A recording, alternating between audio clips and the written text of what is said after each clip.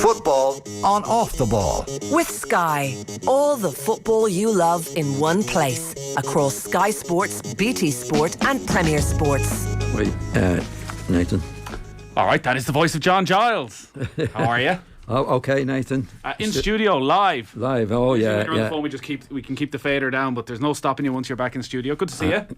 Thank you, Nathan. You keeping Good well? to see you. Yeah. Moseying along, I think. That's the number one question I get asked when I'm out and I meet some listeners. It's, how's John keeping? Yeah.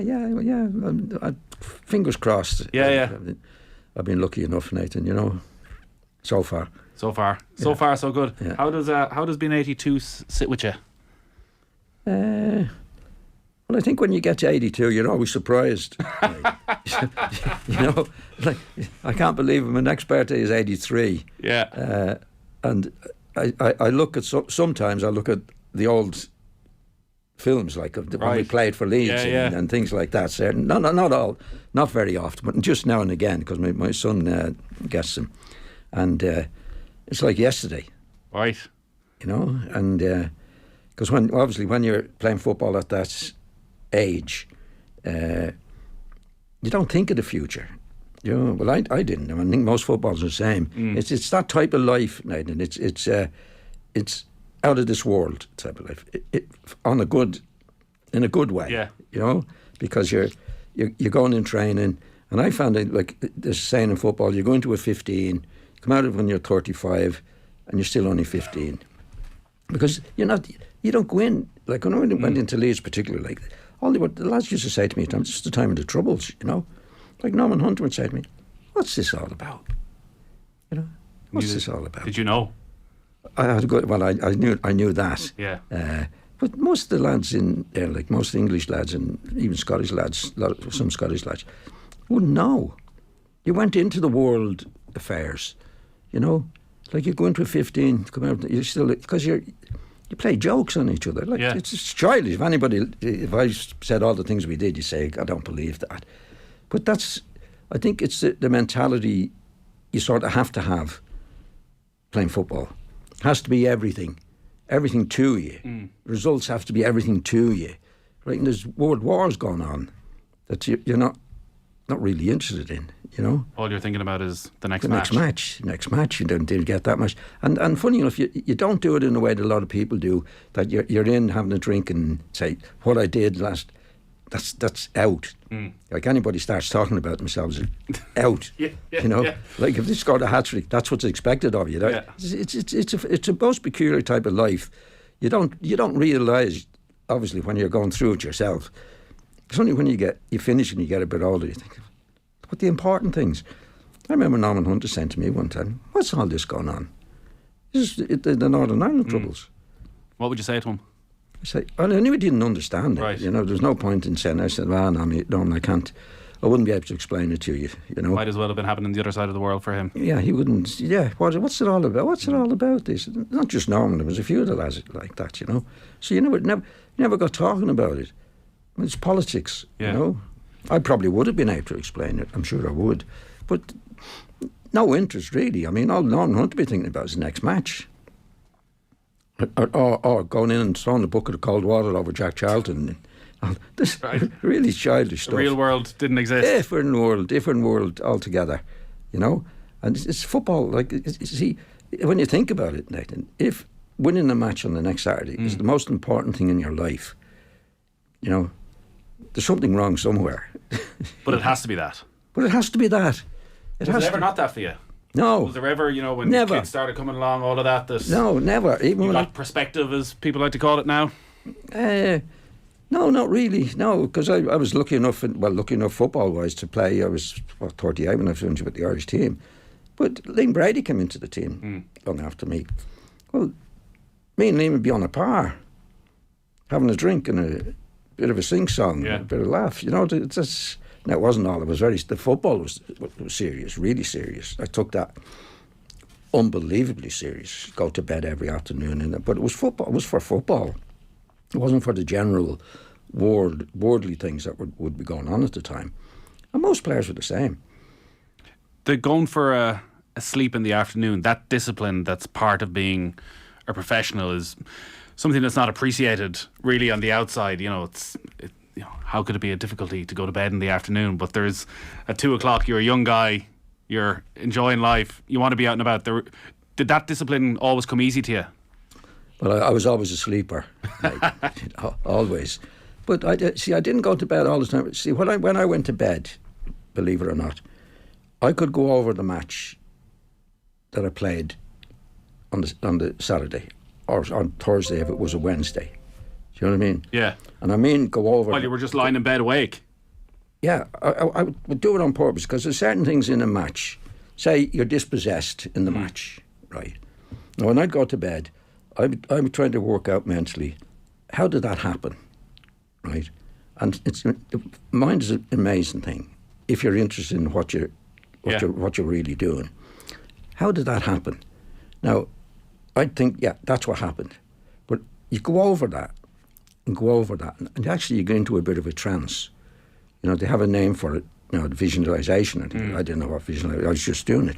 But it's amazing. After a certain period, you've got it. And it's amazing how the mind works because you can't practice that. You can't go in next day and say to Billy, take me by surprise. It's not on. But if you do it long enough in your mind, Nathan, when the time comes again, because you put it, first of all, you put it right. I know what happened. I know how it happened. And now I'm going over it and over and over to say, it won't, if it happens again, I can do it. And it's amazing how you can do it.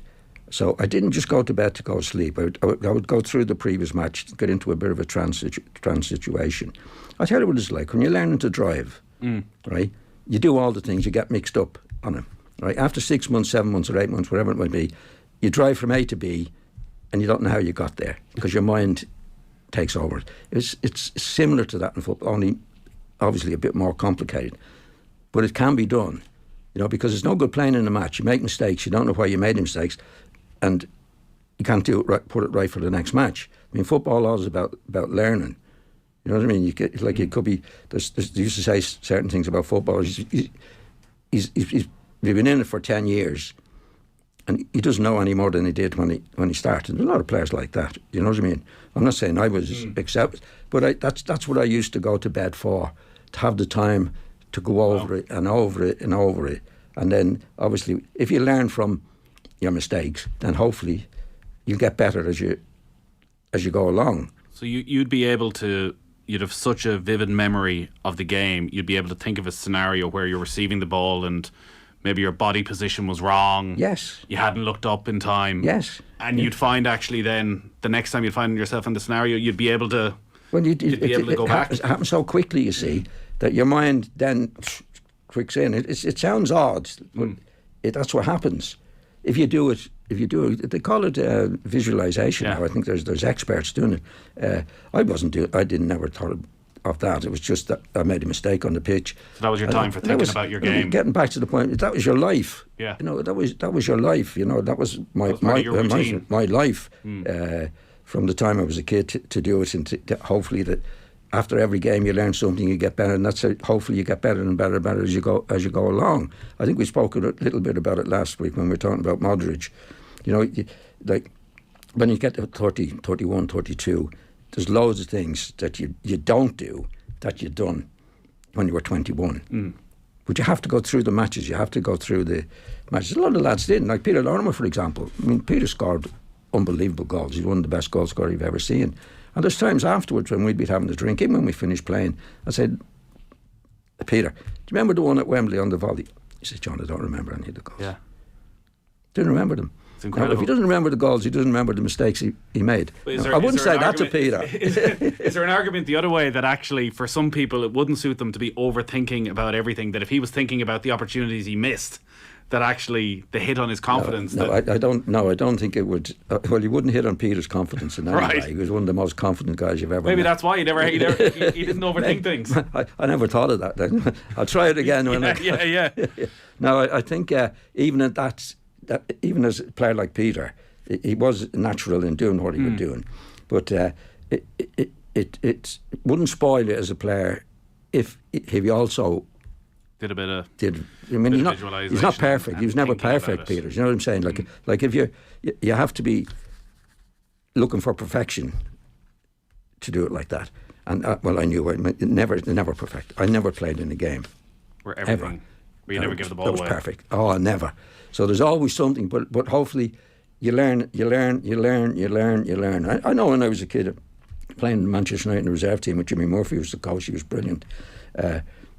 Making runs that weren't necessary or just wrong. You know what I mean? Jimmy was good. Jimmy said, you don't have to do that. Just hold your position. Just hold on. Like, there's a million and one things to learn from. You never learn them all. Yeah. But you can learn as much as you possibly can. And that's what we were talking about Modric last week. You know, Modric is 37 now.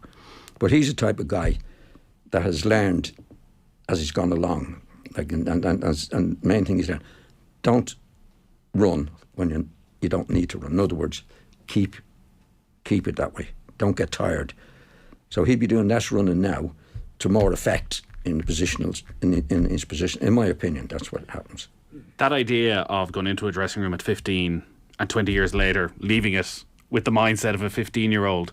You never left football in a way. You went from being a player to being a coach to being a manager to still haven't left it. Being a pundit to still being here talking about it now. I'm 82 going on 15, which is I'm not bragging about that. I wish I had grown up in many ways. That's what I wanted to ask. That actually, when you go out into the real world, and your fellow 40-year-olds who've been working in the real world for 20 years. Yeah. Like, how did you find that transition? Where you're not in the dressing room, where you can't be throwing a bucket of water over Jack Charlton. I would say that I've done.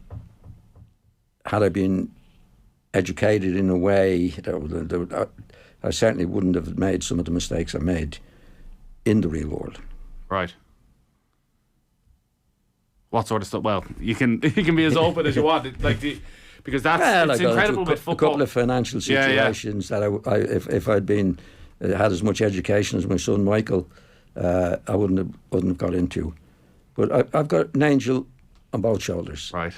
I've no doubt about that. And always had from the time I was a kid to be a professional footballer, to do what I want, and health-wise, touch wood, good. So I wouldn't have any complaints. Yeah. How have you felt then over the last couple of years when you look at those videos of matches, mid-60s, Leeds United, you're 25, 26 years of age, you've got the world at your feet, you can do what you want with a football? Well, when I even watch them now, Nathan, I'm looking at the things I didn't do well. You know, you're going for your afternoon nap, thinking about what could have been. Well, I don't go for my afternoon nap now, but I would have worked out by now what I was doing wrong at the time. But I very seldom watch any of the old stuff, because when I do watch out for things I did wrong, right, rather than things I did right. Because you take what you did right, you take for granted. What you did wrong, even now, there's certain things. And does the video footage reflect your memory of what happened at the time? I think so. Yeah. Well, I talked to Norman Hunter now, or some of the old lads, and I'd remember matches, especially Peter Lauren with some of the goals he scored, and he couldn't remember himself. And most of them don't remember it.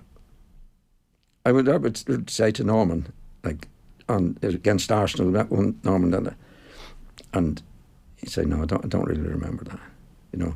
And I'm not saying I'm a genius, but it just so happened that's the way my mind worked at that time, which was purely on football. You know what I mean? Like even there's certain things I'd regret that on the kids. Football always came first, Nathan. You know, I mean, one of the kids wasn't well on a Friday, and my wife was very good. I'd go into a hotel on the Friday night and be ready for You the had to be Saturday. selfish. Very selfish. Yeah.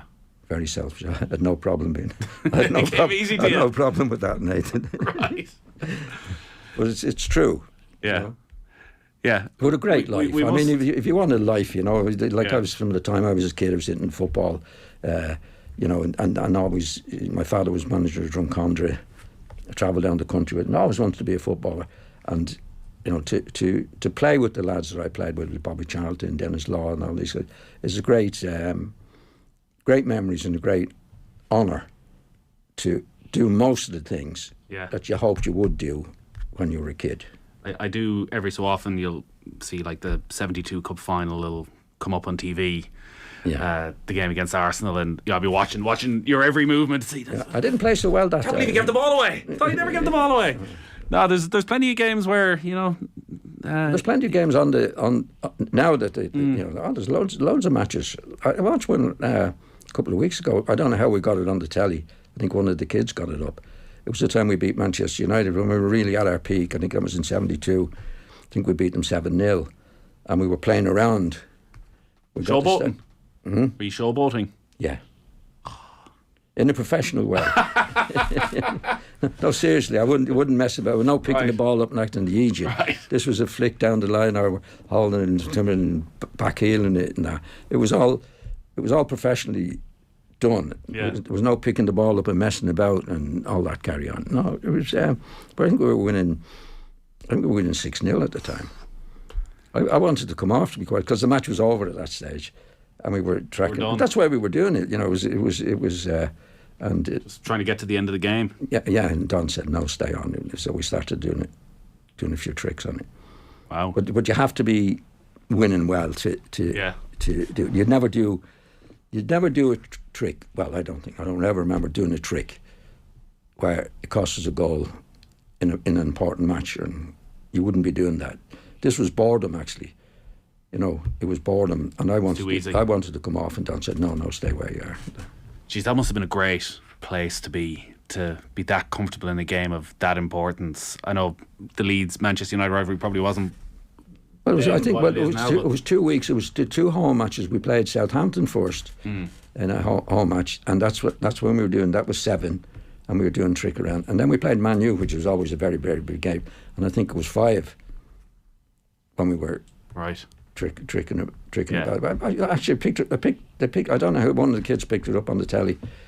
They had the 5-0 match and the 7-1 match or whatever it was against Southampton. Is that a cheery up? Sitting down watching that of a Wednesday morning?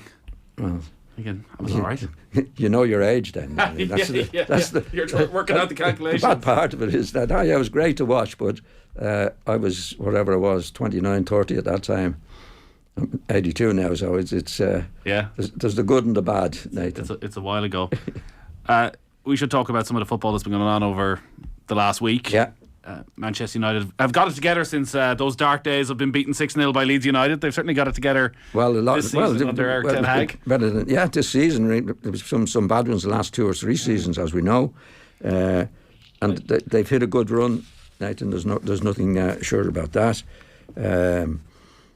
I mean, the cup final against Chelsea, for example, they won well. Good run. And the other night, West Ham bottled it, I think. They looked as if, and then they could tell. United came back well. I wouldn't take anything away from them in it. But West Ham, when they got into the winning position, Nathan, they didn't respond. They had the chances to score a second, and they didn't you never were convinced Antonio was going to take one of them. No, he's not playing well at all now. I don't think he's even trying Antonio now. Right. Don't know what it is, whether it's money or he wants to get away or whatever it is. I think I saw something in the paper recently. He wanted to get away, but he's not doing his stuff. He's not the position they're in the league. There's obviously quite a few of them not doing their stuff. Roy Keane was interesting about Declan Rice and the transfer speculation that's surrounding him, and his feeling that it's a good PR around Rice at the moment, that people are talking about him in a way that his performance this season probably don't deserve. Do you look at Rice and feel it's just a year too long at West Ham, or is he not quite the player we thought he was going to be? No, I think he might be upset, or maybe getting to him, that the team is not doing well, and I think once your contract is coming at the end, you have to be. He'd have an agent, and the agents can work behind the scene. The players can't, not allowed to. But he could come and say, "Look, this team are interested in you. We can do this. We can do it." That's what I think of. Now, if that happens, it has to take your mind off the game, and I think he's a very, very good player, Rice. But Graham Souness had a big article in the paper a couple of weeks ago, where he said the really great players have 3 attributes: they can score goals, they can stop goals, and they can create goals. And he said Declan Rice has 1. And it's a bit harsh, but I would go along with that. That's stopping goals, is it? Yes. I think he's a very, very good player. Doesn't score many goals, doesn't make many goals, but he's a very, very good player. He might be regarded now as the holding midfielder. Is that the danger for Rice? Because I remember a couple of years ago talking to you about Rice and his potential. I know you were very excited about what he could go and do, and be that all-round midfielder. Yeah. Is the danger for Rice that he just becomes that neat and tidy, 100 passes every match, side to side, and that he actually goes back into himself? I don't think people go into themselves. They either have it or they don't have it. I think he's a very, very important player on the pitch. He covers the ground well. He's very good defensively. He's quite good when he gets the ball. Right. So he's a lot of attributes gone. I think he'd be, if I were Arsenal or one of the big, I'd buy him. Right. So Graham was talking about him in relation to people saying he's a great player and that. And I can understand Souness, because Souness, in my opinion, was a great player, great midfield player. Declan does ABC without doing the rest of the alphabet, if you know what I mean. Right. He's a good all round. He covers the ground well. He gets it. He gets in. I'd say he's defensively would be his main asset. Right. I don't think he's creative. You don't see him hitting long passes. You don't see him beating players. He covers the ground. He wins the ball. He'll do X amount for you. But I thought Graham was very good. A little bit cruel. I wouldn't like to be saying it. Well, I'm saying it now, and which about Rice. I think he's a very, very good, I would say, all-round player without having the other attributes to be a great player. Everything you say about West Ham, you could flip on Manchester United in that it felt that once they made the substitutions last night, that they were going to go on and come back into that game. The energy that Martinez, the Casemiro, that Rashford brought to them, there's such a sense of momentum with them at the moment. To be honest, I thought it was more about West Ham going their way rather than, because if West Ham go that way, then the Manchester United players obviously take advantage of it. That's not doing it properly. You know, I think they got scared of it and they allowed Man U to come into it.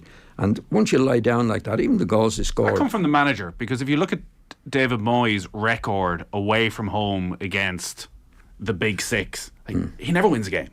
And I know that he's generally coming with lesser clubs, but you'd still think that there should be a bravery there to go and win the odd one. But it feels as though he has a fear of those clubs as well. Well, you can always go on results. That's the right thing about football and most sports is the results. What are they doing on the pitch?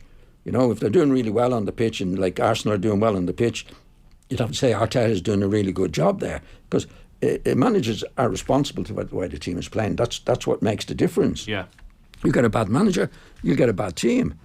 You get a good manager because he's got the right attributes to do this and that and the other. And maybe it's always been a thing with David Moyes, because he's never won anything, has he? He's been a good manager. He did well at Everton and all that. So. And the thing is with the manager as well, he's been there a few years, Nathan.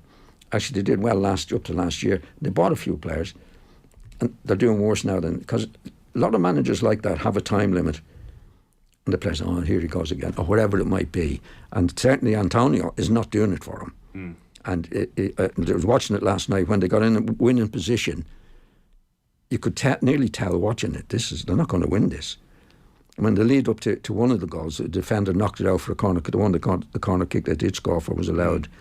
I mean, he just panicked, and then they lost again. So, like, if a team is going to lose, they're going to lose. Do you know what I mean? They either have it or they don't have it. But what happens then, once they go off the boil like they did, obviously it allows the opposition, like Manchester United, to come into the game, which they did, and good luck to them. They took advantage of it and went on to win. The job that Eric Ten Hag has done at Manchester United to put them in a position where they're certainly guaranteed top four, maybe well in the title race.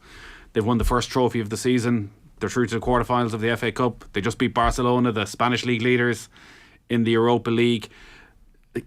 Just how impressive you've been with how quickly he's been able to turn Manchester United around. I don't think he's done it as quickly as he should. I think the big mistake here, or the big thing here, is Ronaldo going. So you think those first couple of matches where they were well beaten by Brentford and Brighton, and it felt like they were in complete crisis. If Well, he just got rid of Ronaldo in the summer. Before that, Nathan, don't forget, at the start of the season, before the ball had kicked the ball, Ronaldo wanted to transfer. He wanted to go. Yeah. Now, at that stage, in my opinion, he said, right, off you go now. Don't want you coming in here again. You can't have a big name or a small name with that attitude in a club. You talk about team spirit, right? What's team spirit? What is it? You know? In my opinion, it's lads going the right way, everybody fighting for the place, everybody looking in the right direction to go. You get somebody, a big name like Ronaldo, and he wants a transfer. So in other words, if he wants a transfer, he doesn't want to be here. Right? Then he goes on the pitch, didn't he? Remember, he went and cleared off. Then he did something else. He wouldn't go on when he went. You can't. You will not. I've never known a team, Nathan, and I was very lucky to play in the Leeds United team, where we were all going in the right direction. I've never seen a team win trophies with anybody, especially the type of player that Ronaldo was, a great player that he was, that weren't pulling together. Doesn't happen. I mean, what is team spirit? What is morale? You know, it's the manager sets that, right? They trust the manager. Then the manager's getting led by his nose by Ronaldo. So Ronaldo's gone. It's no coincidence that Manchester United are doing what they're doing now, and I think he should have done it right from the start. But but all's well that ends well. Yeah. So he's got them going. He definitely has them going now. The performance last Sunday in the cup final then against Newcastle obviously having a dip probably at just the wrong time of the season, but again the quality of Casemiro, who people thought Casemiro's was just a bit of a cog in the Real Madrid machine. It turns out there's a bloody good midfielder in there. He's a bit similar to Rice.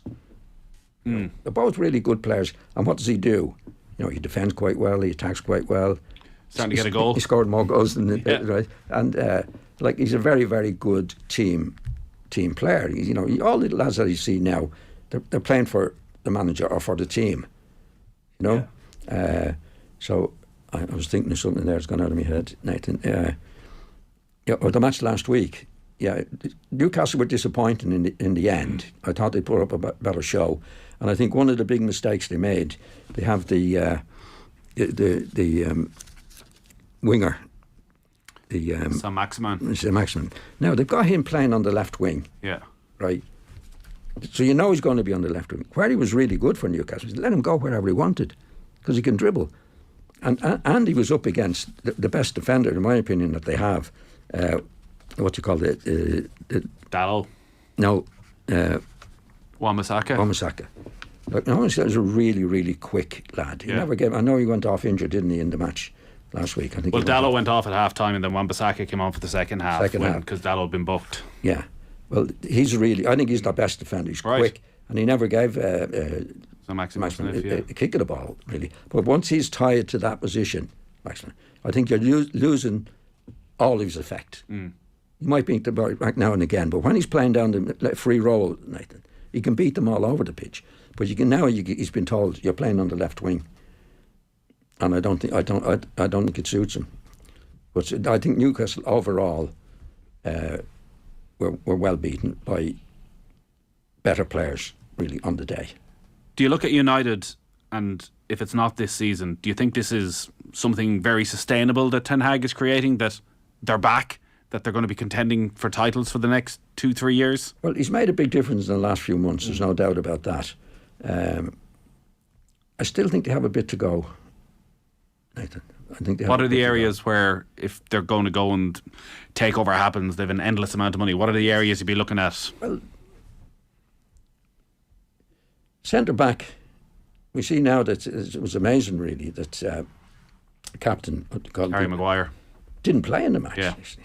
In the way he was running around after the match, I think he'd won the match on his own. But there's still elements of there. Fred is Fred. He's okay. He scored a good goal the other day. But I wouldn't see him as a title winner in that.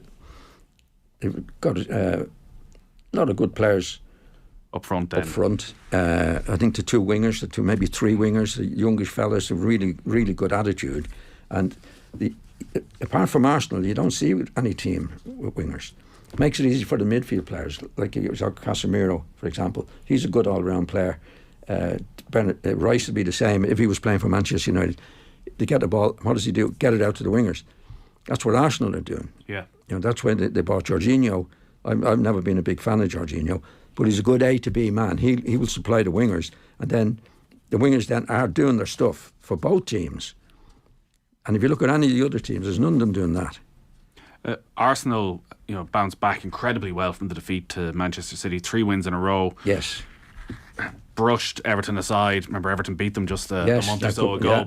Like the wingers that you're talking about, Saka and Martinelli, I think they're the only team that have 2 players now over 10 goals. Both of those players are contributing. And they got 3 wingers. And they got somebody else. I know the 2 you mentioned, Nathan. Well, they've Trossard there as well. They've Odegaard. He's a winner. Smith Rowe. Yeah. But they've got at least 3 wingers that are wingers. Now, if you look at any other team, even Liverpool, right? Manchester United, Manchester City don't. Foden is the only one that I can see. I don't think Jack really does it.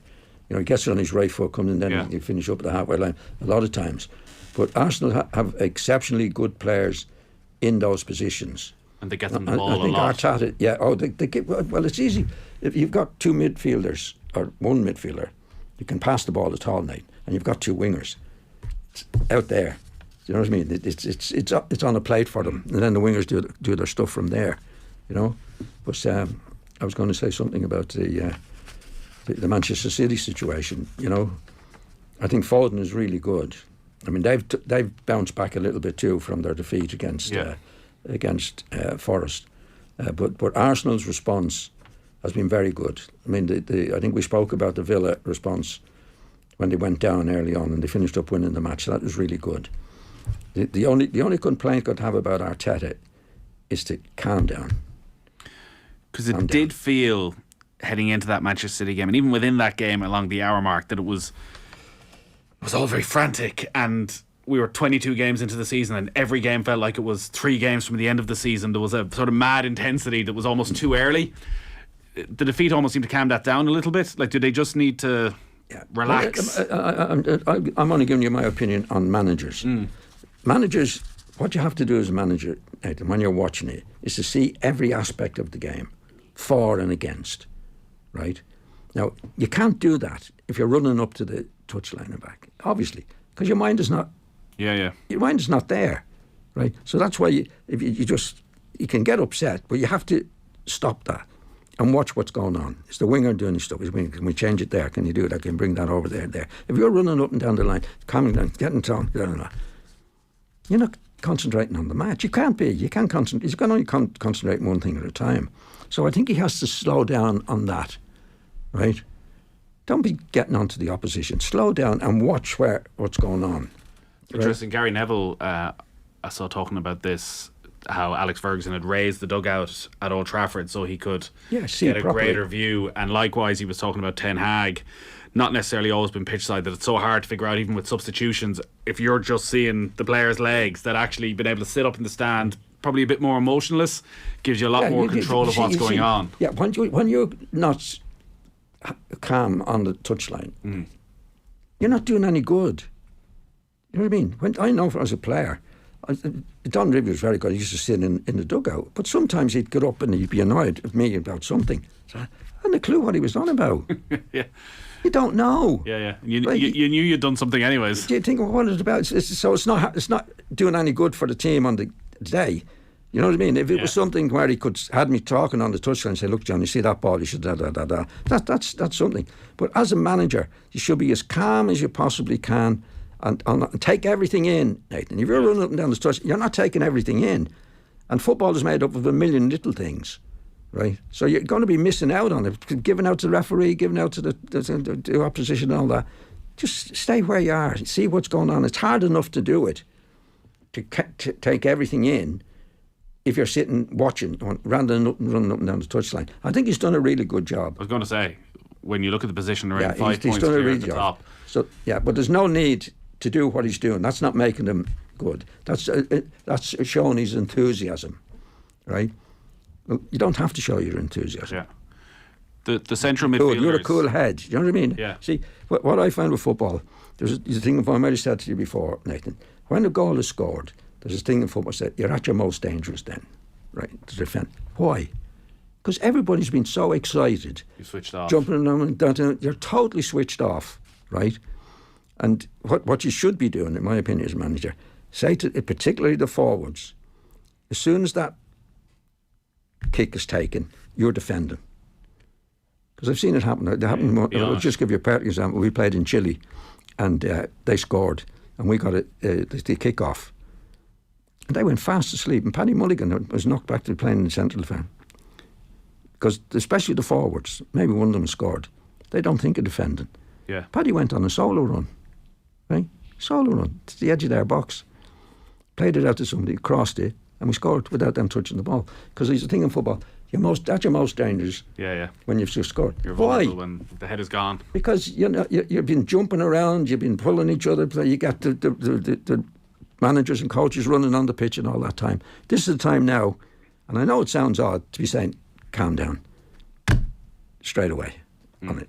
That's all it's part of the game, you know.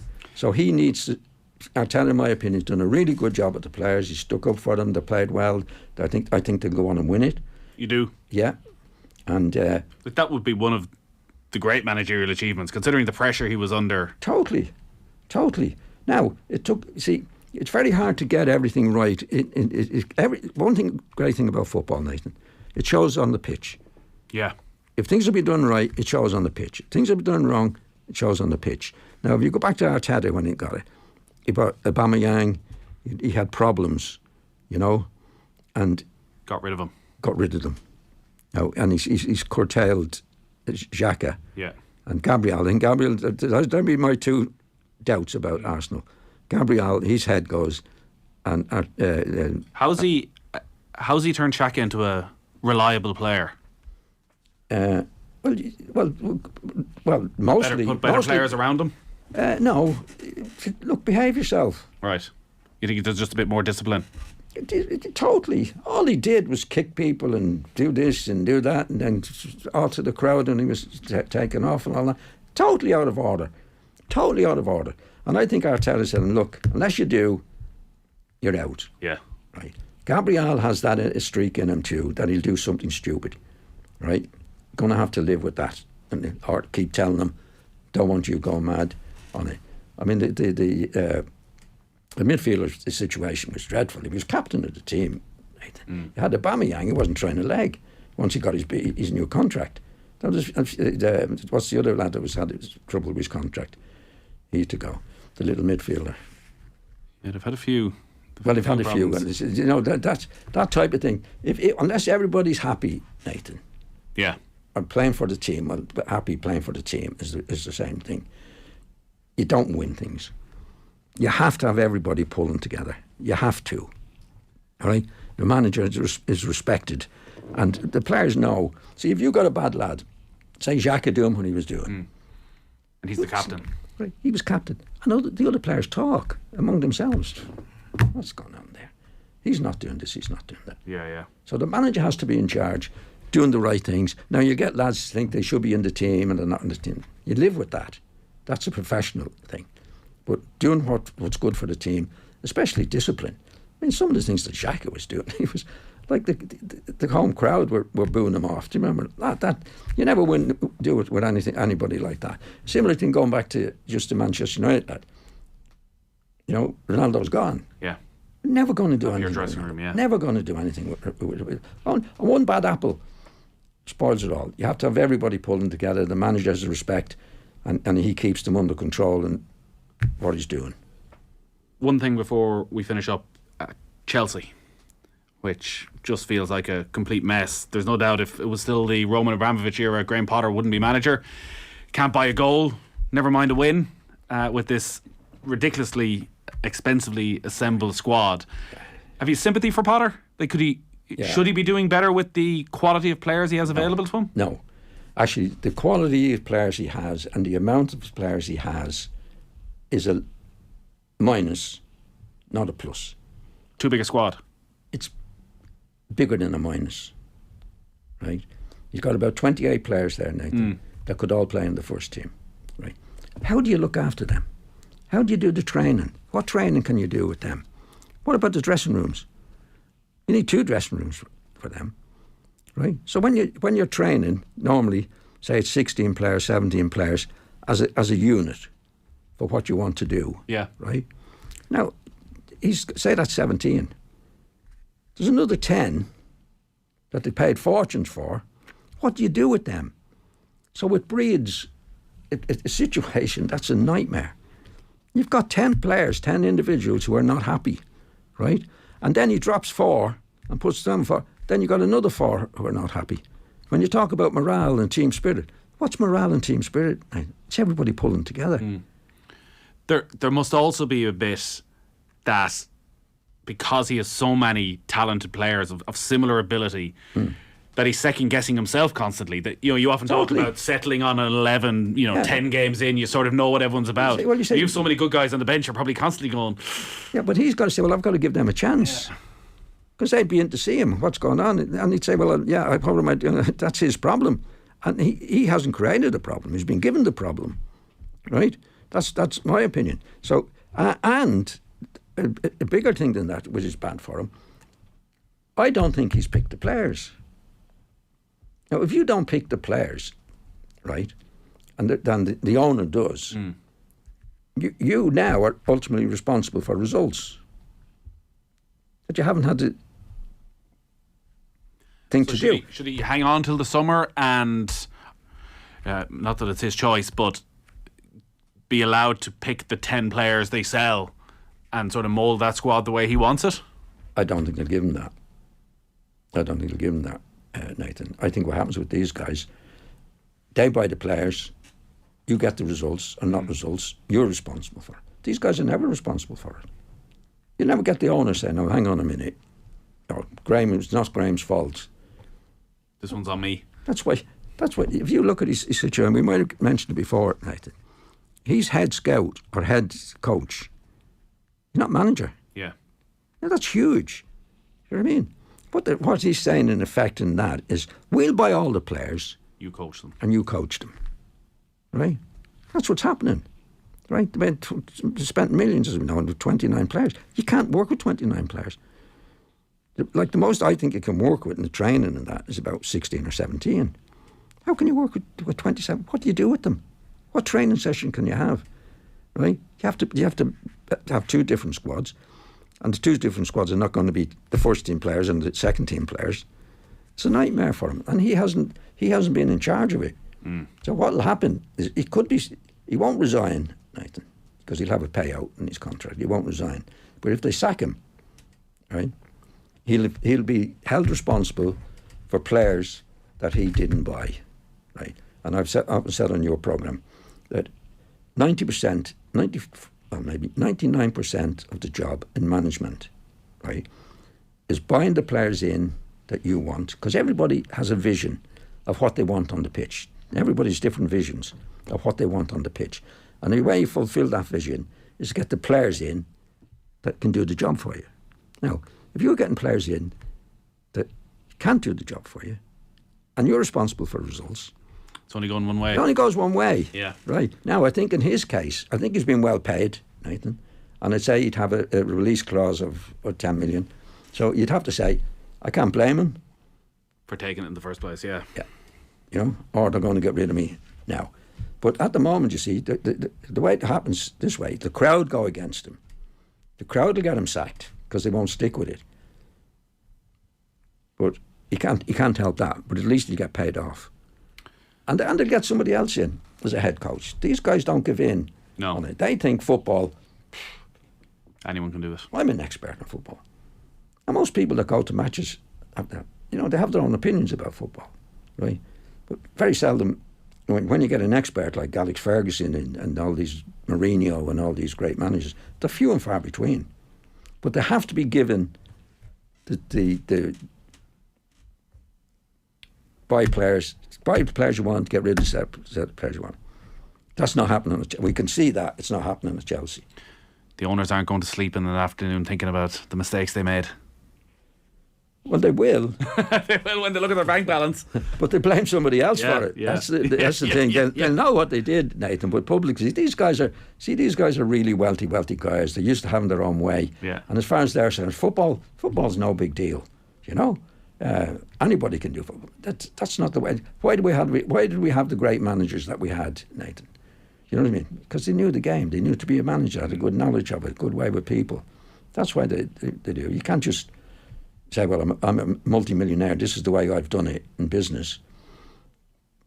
Business is no relation to football at all. But the main thing about football is getting in the players that are really good and getting rid of the players that are no good. Now, you have to judge that, right? Businessmen in their business can judge their situations. Doesn't make them experts in football. Got to leave it there, John. It's been great having you in the studio. Thank you. We might try and find one of those videos someday and sit down and watch one of these games with you. Ratings out of 10. We'll do that. We'll do that someday. It'd be good. It'd be well worth doing, and we'll put it up online then, and we'll get all the listeners to sit down and watch it as well. So we'll pick one of the good games, one of the 6-0s or one of them. Oh, it has to be a good one. Obviously, they're all good. They're all good. John Giles, great. We'll do that. Thanks, Nathan. Football on Off the Ball. With Sky, all the football you love in one place. Across Sky Sports, BT Sport and Premier Sports.